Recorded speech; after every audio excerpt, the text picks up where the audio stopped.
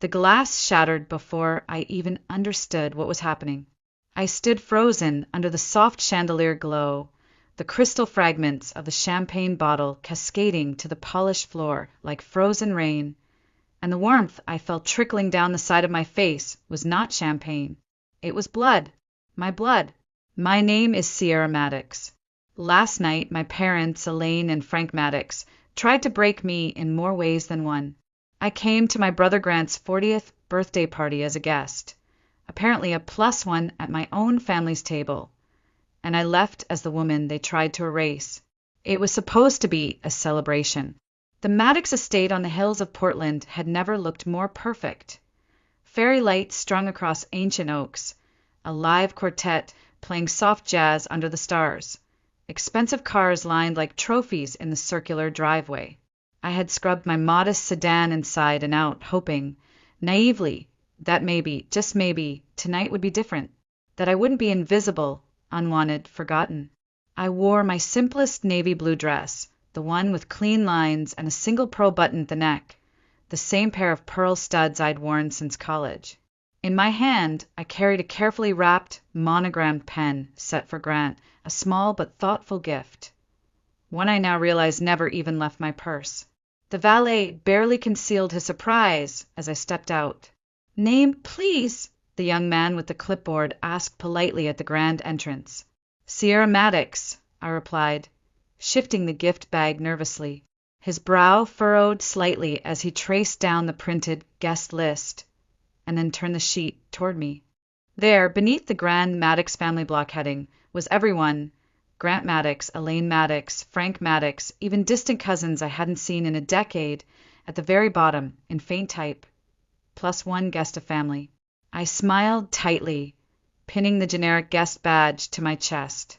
The paper pulled awkwardly against the fabric of my dress as I moved into the house, my heels softly tapping the cool marble beneath my feet. The main ballroom doors swung open in front of me, spilling laughter, music, and the clink of expensive glassware. I was swallowed by it all, and yet felt completely alone. The chandeliers overhead sparkled like constellations. My place card led me to table 18, tucked awkwardly behind a support pillar, right next to the kitchen door where servers bustled in and out with plates and shouted "hot plate" warnings. My seat? Slightly off.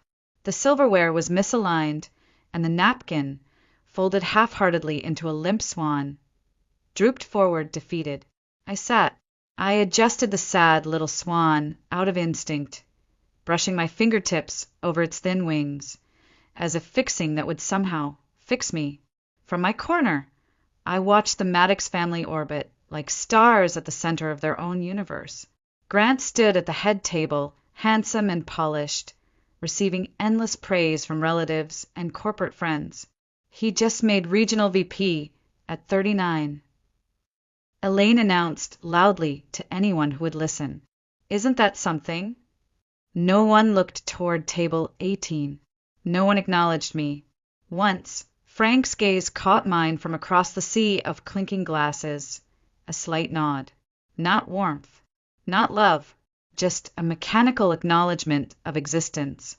I sipped from my water glass, the chill grounding me as the door swung behind me repeatedly, pushing stale air onto the sad little swan. The toasts began. The applause rolled. The speeches flowed.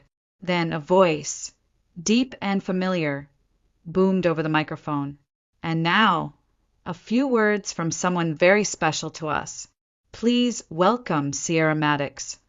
The applause tapered into confused silence as I stood slowly, stunned. I had not prepared a speech. I had no idea why I was being called. As I walked toward the podium, the spotlight burning hot against my skin, Elaine gave me a smile so perfectly rehearsed it might have been carved from porcelain. My stomach sank. Frank sat smirking at the table. Grant barely raised his eyes from his plate. There was no card, no script, just me and the microphone. And then the screen behind me flickered to life. A video montage began rolling. The images spilled across the enormous screen in glowing, polished frames. Grant at Little League gripping a baseball bat nearly bigger than him. Grant at the middle school science fair with a clumsy cardboard volcano. Grant at high school graduation, college acceptance day, shaking hands with the mayor of Portland at his first community design award. The room buzzed with approving murmurs, punctuated by soft applause. Then came the voiceover, like a dagger wrapped in silk. My mother's voice, Elaine Maddox. From the very beginning, Grant was destined for greatness. He was the light in every room, our pride, our legacy. I stiffened, my hands clenched at my sides. Frank's voice followed smoothly. Grant always had that spark, the kind of brilliance you don't teach. It's born. My stomach churned as I stared at the smiling images of my brother frozen in time. What wasn't there were the late nights I stayed up rebuilding his presentation decks when his laptop crashed. The weekends I gave up to help him install flooring in his first office.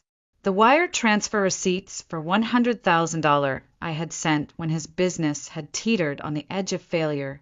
I wasn't in any photo, any story, any version of their carefully constructed family mythology. The final image flashed in elegant gold, cursive across a white background, a legacy in the making. The applause rose like a tidal wave. I stood at the podium, outwardly calm, inwardly numb, and prepared to offer the polite, impersonal congratulations they expected. I leaned toward the microphone. "It's a beautiful night," I began, my voice low but steady. "And Grant, you've always had a gift for lighting up a room." I barely finished the sentence before Elaine's shrill, too bright laugh cut through the air. "Oh, honey," she called out playfully. The crowd chuckled, thinking it was some inside family joke. "Wouldn't it be the perfect gift if you handed them the condo key tonight?" The words slapped me harder than any bottle ever could have. For a beat, there was nothing, just the collective intake of breath from 200 dinner guests and the low whir of the ceiling fans. My mind scrambled, disbelieving. Had she really just announced that? My condo, my home, the $600,000 two-bedroom sanctuary in the Pearl District that I had saved and worked for, sacrificed friendships and vacations for. They wanted me to publicly gift it to Grant and Tessa as a wedding present. I turned slowly toward Elaine, keeping my voice low so only she could hear. "What?" I whispered, stunned. She smiled, wide and glistening with false warmth. "You know the one in Portland. You're never there. Always traveling for work. Grant and Tessa are newlyweds. It makes perfect sense." Frank's voice boomed from the table.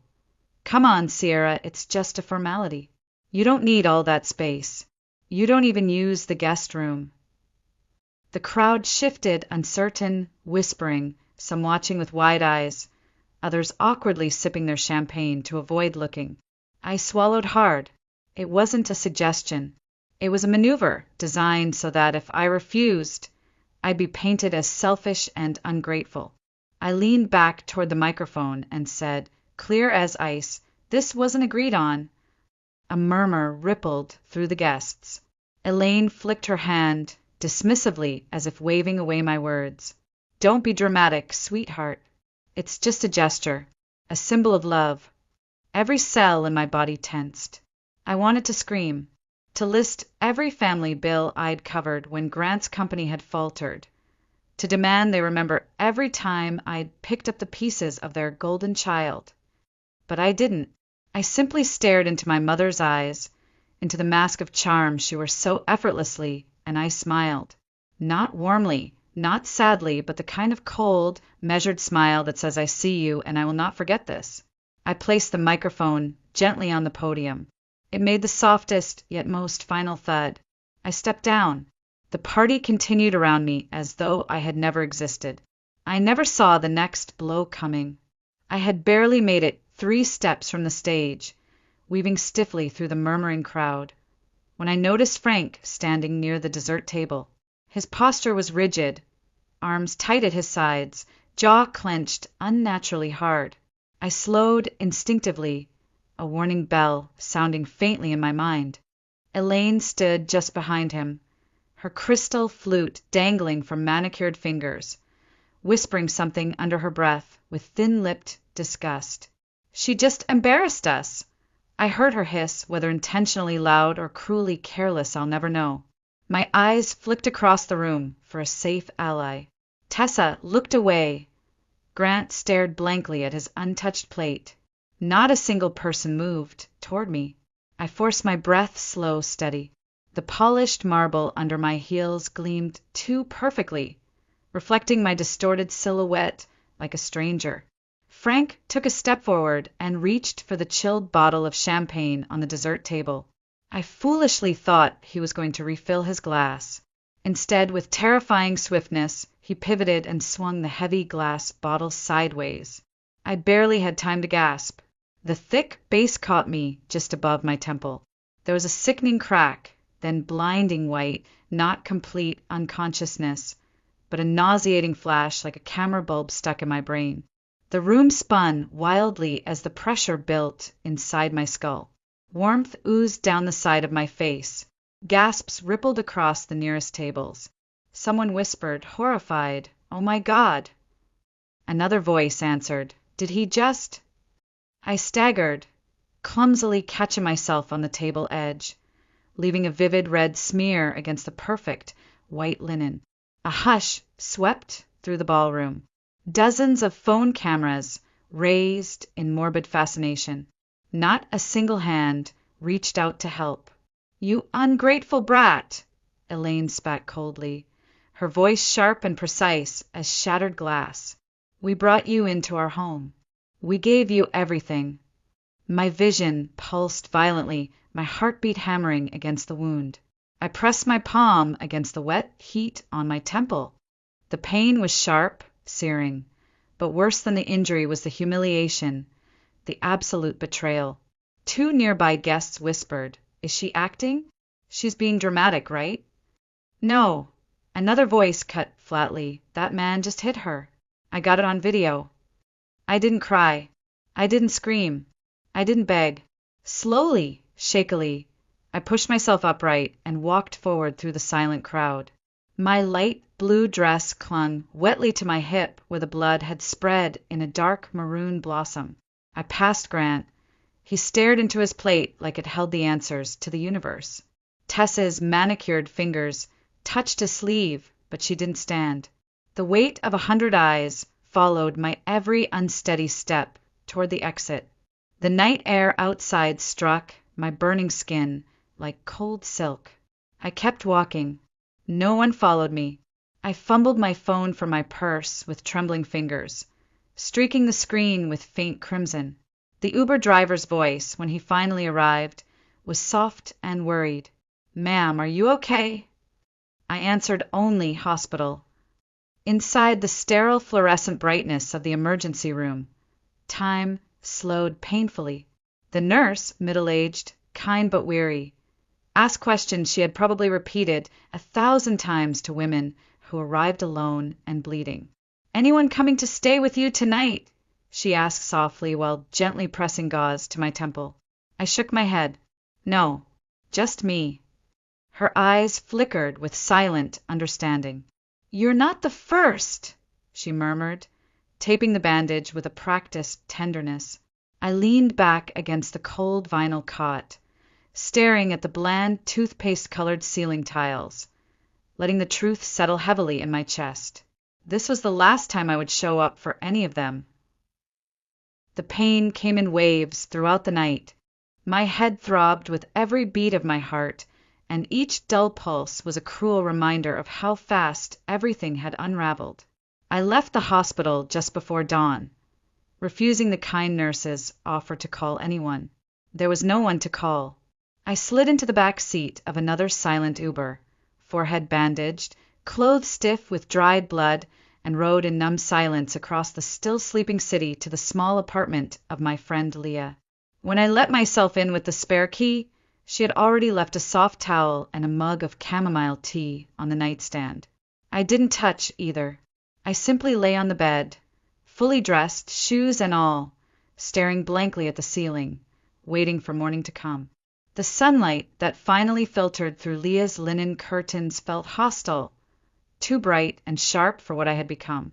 I blinked slowly, the memory of glass, shattering, and judgmental stares flooding back all at once. I reached for my phone out of habit. Dozens of notifications lit up the cracked screen. None from family, not from Grant, not even from Frank or Elaine feigning concern. Only old co-workers and distant acquaintances reacting to something I hadn't yet seen. My hands shook slightly as I tapped open a link. A shaky phone recording played on loop. Me stumbling backward, crimson blooming across my temple under the ballroom lights. Someone gasping loudly off camera. I pressed delete, but my hands kept trembling. Desperate for routine, I forced myself through the motions. I showered carefully, wincing each time I tilted my head under the water. I dried my hair mechanically. Then I reached for my purse, an old mental ritual. Check phone, wallet, keys. Phone. There. Wallet. There. Lip balm. Receipts, the half-eaten granola bar I forgot to throw out last week. All there. Except my condo key. The small silver key I always clipped inside the side pocket. I dumped the entire contents onto the bed, spreading out every loose coin, pen, and paper scrap. It was gone. A cold realization crawled up my spine. 1 week ago, after a family dinner at my parents' house in West Hills, Frank had casually picked up my purse, claiming, "I thought it was your mother's," as he handed it back with a sheepish shrug. I had laughed at the time. I wasn't laughing now. The phone vibrated sharply against my knee, snapping me from my panic. An unknown number. I answered instinctively, my voice raw and hoarse. "Hi, Miss Maddox. This is Jeanette from HomeQuest Realty. I'm just confirming our 2 p.m. appointment for the walkthrough at your Pearl District condo. We'll meet you at the entrance, unless you'd prefer to use the lockbox." My stomach plummeted into ice. "I didn't schedule anything," I whispered. Jeanette sounded puzzled, flipping through her notes. "It's listed under your name. A Mr. Frank Maddox was noted as a co-signer, and the listing account has your property title attached. Did you want to cancel?" I could barely breathe. My father had never been a co-signer. I never gave them a key. I never listed my home for sale. "Yes, cancel." Immediately, I croaked. I hung up and sat frozen at the edge of the bed.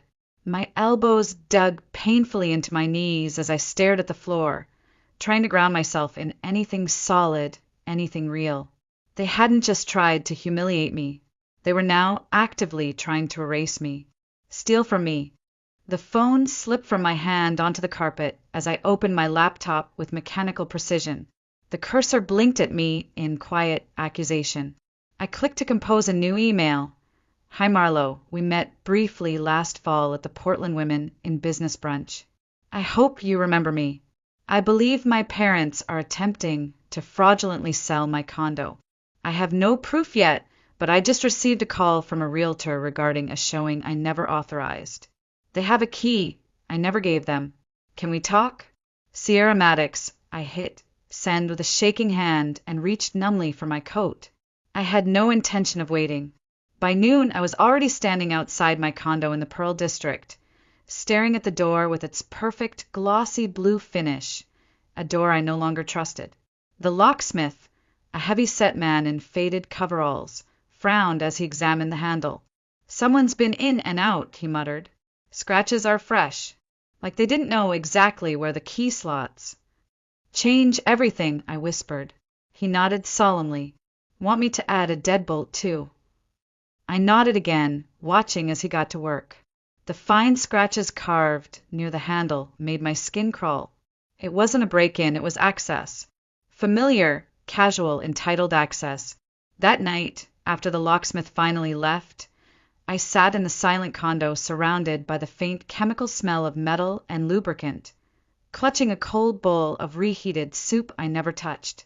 I stared at the darkened skyline of Portland through the window and whispered aloud into the empty room. "They're trying to take everything. But not this time. Not me." The email reply came at 8:13 a.m. sharp the next morning. Marlowe's response was short but decisive. I'm available anytime today. We'll fix this. I stared at the screen until my vision blurred from exhaustion. Before I could even gather my thoughts, another message arrived. The sender made my stomach clench. Elaine Maddox. The subject line was as disingenuous as the woman herself. Let's talk. I clicked. Sierra, we love you. This has gone far enough. Please come by the house this afternoon. No guests. Just us. Let's fix this. Mom. I stared at the words for longer than I should have. I wasn't angry anymore, not even hurt.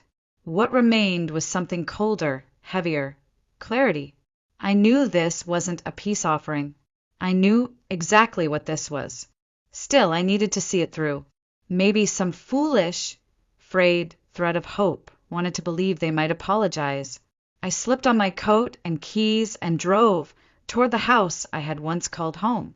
The front yard was manicured to perfection, solar lights lining freshly mulched flower beds. It felt staged. The porch swing that had creaked for decades sat suspiciously silent. Elaine opened the front door before I could even knock. Sierra, baby, she gushed, pulling me into a stiff embrace that was 3 degrees too cold. Thank you for coming. I stepped inside. The living room had been transformed into a stage theater set. Fresh orchids adorned the coffee table. A perfect lemon tea service sat waiting with my favorite shortbread cookies. The framed photographs had been rearranged, conveniently placed childhood memories of me and Grant at the lake. A blurry photo of me at my high school debate finals. Even the lighting had been softened to an almost cinematic glow. It was a performance. Grant was already there, perched on the armrest of the leather couch, staring at the floor, lips pressed into a tense line. He glanced up once, but said nothing. Tessa was conspicuously absent. Elaine gestured gracefully toward the armchair I used to sit in every Christmas morning to unwrap presents. We just want to make things right, she purred. I didn't sit. Frank appeared from the hallway, carrying a stiff manila envelope. His expression was unreadable, a blend of smugness and calculation. We've been thinking about how to prevent misunderstandings going forward, he said smoothly. We don't want anyone to get hurt again. I stared at the envelope. What is that? Just something to help define family boundaries, he replied, offering it like a peace offering.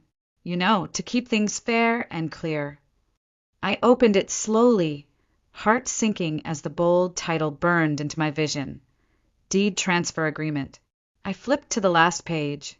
My name on the title. Their signature lines awaiting mine. Legal language dressed up as civility. Internal arrangement, mutual understanding, asset clarification. My jaw clenched. You're asking me to sign over my condo, I said flatly. Elaine folded her hands delicately in her lap. It's just paperwork, sweetheart. You don't even use all that space by yourself. Frank snorted impatiently. You don't need to read the whole thing. Don't you trust us? I stepped back slightly, the air in the room suddenly heavier, denser. My gaze swept across the room. The curated photos, the cookies, the soft floral scent designed to lower my guard. They had laid a trap and disguised it as family. No, I said finally, voice razor-sharp but calm. You invited me here to give up the last piece of myself you don't already control. That's not what this is, Frank said, jaw tightening. I closed the folder with deliberate slowness, placed it carefully back on the polished coffee table, and let my fingers rest lightly on top of it. Yes, it is. I turned toward the door, pausing for a final look at the house. It didn't even feel like mine anymore. I had spent years begging them to see me. I wasn't begging anymore. I'm not signing anything, I said, steady and final. Not now. Not ever. Elaine's voice wavered behind me, slipping ever so slightly from sweetness into panic. Sierra, please don't do this. Don't tear the family apart. I paused at the door without turning back. You already did that years ago. I stepped outside into the sharp, cleansing cold of the Portland air. I closed the car door behind me before the first tear slid down my cheek. I didn't wipe it away. I let it fall freely as I pulled out my phone and dialed. Marlo picked up on the second ring. Sierra. I'm ready to go all in, I whispered. File everything. I didn't sleep that night. The minutes dragged mercilessly into hours as I lay in bed staring at the faint city glow leaking through the blinds. No music, no television, no mindless scrolling. Just the heavy silence pressing in like fog. I got up at dawn, made myself a bitter cup of black tea, and sat at my tiny kitchen table watching the steam rise and curl in the cold morning air. The condensation on the window blurred the outside world, almost like it was trying to shield me from what was coming. By 9:32 a.m., I was parked outside Marlo's downtown office. The building was eerily quiet compared to the normal weekday chaos. Inside, the receptionist gave me a sympathetic nod and waved me through. Marlo was already standing at his desk, sleeves rolled up, a thick file in hand. He didn't waste time. I reviewed everything last night, he said, gesturing for me to sit. They've left a mess, but here's the good news. I raised an eyebrow, exhausted and numb. There's good news. He flipped to the second page and tapped a signature line with his pen. You still legally hold the deed to the house they're living in. I blinked, the words not quite registering. What? Their home in West Hills? You bought it in 2010. Foreclosure rescue. They never filed the paperwork to transfer the title back into their names. They've been living there for over a decade under the assumption it was theirs. It isn't. I sat back in stunned silence, the weight of the information settling slowly like warm oil through cold water. I gave them a lifeline, I murmured. They turned it into a noose. Marlo's expression softened slightly. You have options. A lot of them. I stared down at the documents, at my own signature from 14 years earlier, unknowing then how prophetic it would become. For the first time in weeks, I felt something close to steady ground beneath my feet. I took a slow breath and picked up the pen he offered without hesitation. I want them out, I said firmly. All of them. I don't care how civilized it looks. File the notice to vacate today. By the time I walked back into my apartment that evening, the air felt different. It was still quiet but not suffocating. I brewed another cup of tea and stared out the window as the sun dipped low over the city skyline. There was no sense of triumph, just direction. I wasn't driven by rage anymore. They had already taken too much of my life through emotion. What I had now was colder, sharper, and far more dangerous to them. Detachment. The legal process moved quickly. Within 72 hours, the sheriff's department hand-delivered the official eviction order to my parents' home. I wasn't there to see it happen, but I didn't need to be. Grant, ever the compulsive chronicler of his life, shared a grainy security camera clip to the family group chat as if begging for attention. The shaky footage showed Frank opening the front door in a wrinkled bathrobe, holding a half-eaten piece of toast. His expression shifted rapidly from confusion to disbelief as the uniformed officer handed him the thick envelope. Elaine stood frozen behind him, mid-sip of coffee from her favorite porcelain mug, her lips parting soundlessly. Frank ripped open the papers, scanned them with wild eyes, and slapped them against the wall with a furious snarl. The clip cut off right as Elaine seemed to yell something at the officer, though the audio didn't capture it. I watched the video once, then again. I closed the app and put my phone down. The darkness of my apartment wrapped around me like a soft, protective shield. No music, no celebration, just the soft ticking of the kitchen clock and the distant hum of cars below. They were gone. For the first time, I allowed myself to believe it. The next morning, I didn't wake to the scent of coffee or the sound of my phone buzzing with demands. I woke to silence, thick, heavy, full-bodied silence, but this time it didn't smother me. It cocooned me. I padded barefoot into the kitchen, made another mug of strong tea, and let it steep longer than usual. I stood at the window, watching condensation bead and trickle down the glass like tiny rivers, distorting the skyline into soft, watercolor blurs. For the first time, I didn't brace for the next blow. At 10:04 a.m., my phone vibrated against the counter. A notification from social media. I sighed, already knowing something waited. Against my better judgment, I unlocked the screen. There it was, a video posted by Elaine. My stomach clenched, but my hand stayed calm as I tapped play. It was me, my voice cracking as I stood at Grant's party, saying those fatal words. This wasn't agreed on. The clip had been cut expertly, spliced between shots of Grant laughing with balloons and me standing rigid, alone under the stage lights. The caption read, "We raised her with love. We never expected betrayal." Beneath it, hashtag spilled like venom. Hashtag family matters, hashtag broken hearts, hashtag daughter of strangers, hashtag some kids are never satisfied. The comments preview sick of me. Ungrateful. We need the whole story. Some people just can't be pleased no matter how much you give them. They were rewriting history in real time. They weren't erasing me anymore. They were recasting me as villain. I inhaled deeply and let the phone rest face down on the countertop. No shaking this time. No panic. No spiraling. I knew exactly what to do. I opened my Dropbox account and started uploading. Every dated wire transfer from my account to theirs. The original deed for my condo. The real estate documents proving they tried to list my property without consent. The email threads, saved voicemails, even the casual text from Elaine begging me to cover Grant's mortgage. Just this once. I labeled the folder simply Truth. No hashtags, no commentary, no dramatic callouts. Just evidence. Cold, complete, undeniable. I closed the laptop and stared at the closed screen for a long moment, listening to the faint drip of water from the kitchen sink. I didn't care if it went viral. I didn't care if people clicked. The point wasn't attention. The point was I no longer owed them my silence.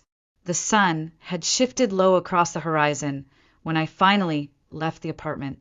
I walked to a small storage bin I hadn't touched in years. Buried under an old college sweatshirt was a faded leather photo album, the one I had made in high school when I was still foolish enough to believe in happy family memories. I flipped through page after page, me with braces and bad bangs in band camp, standing awkwardly at my senior prom in a floral dress I begged Elaine not to make me wear, winning my first debate trophy, proof that I had existed, whether they acknowledged it or not. Near the back I found it, a small yellow sticky note, curling at the edges from age. My father's handwriting. Kez knew you had it in you. Proud of you, kid. Dad, my chest tightened.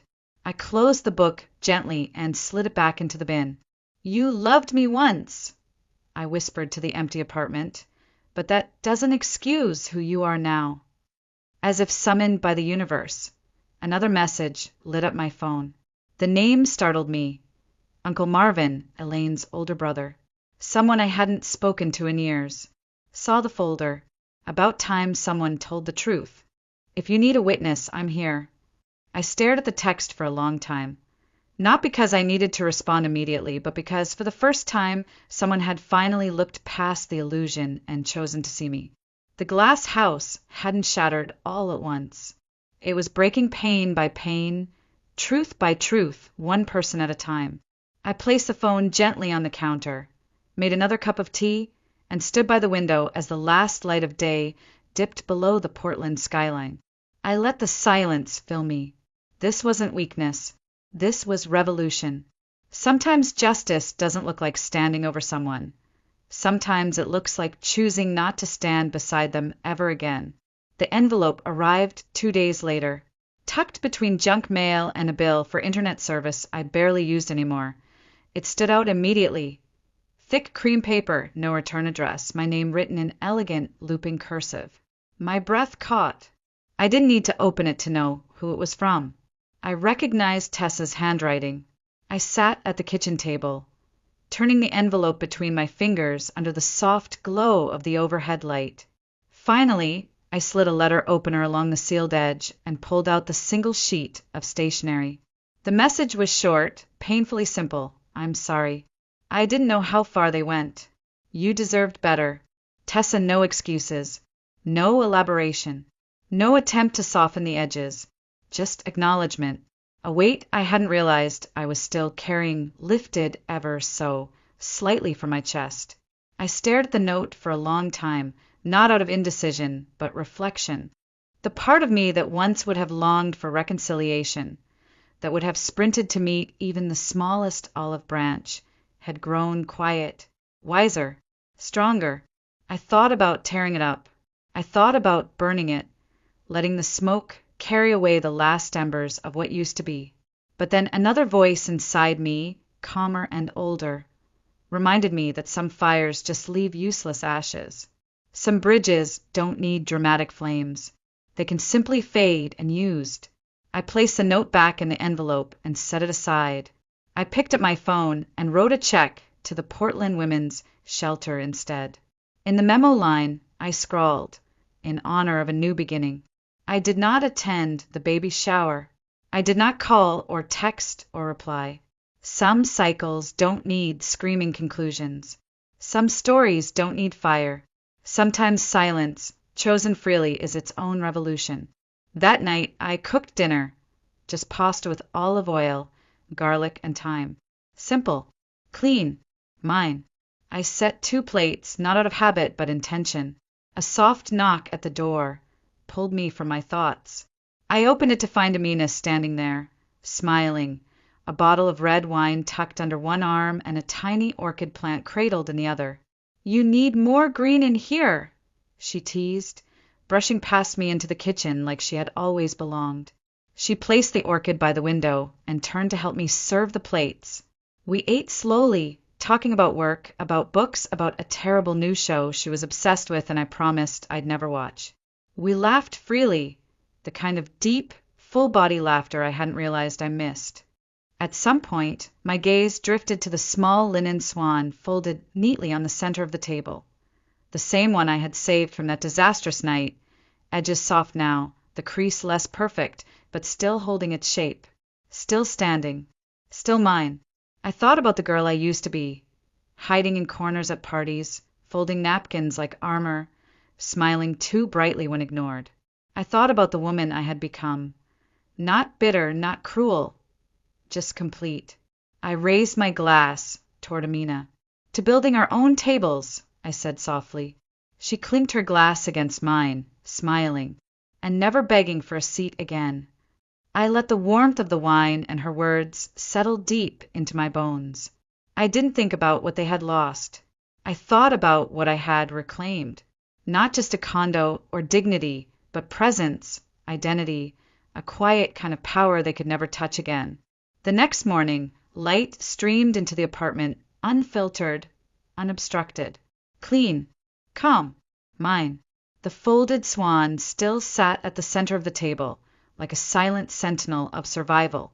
I gently smoothed its edges with my fingertip and whispered into the soft stillness. They gave me back everything by trying to take it all. Sometimes the deepest wounds come not from strangers, but from the people who raised us.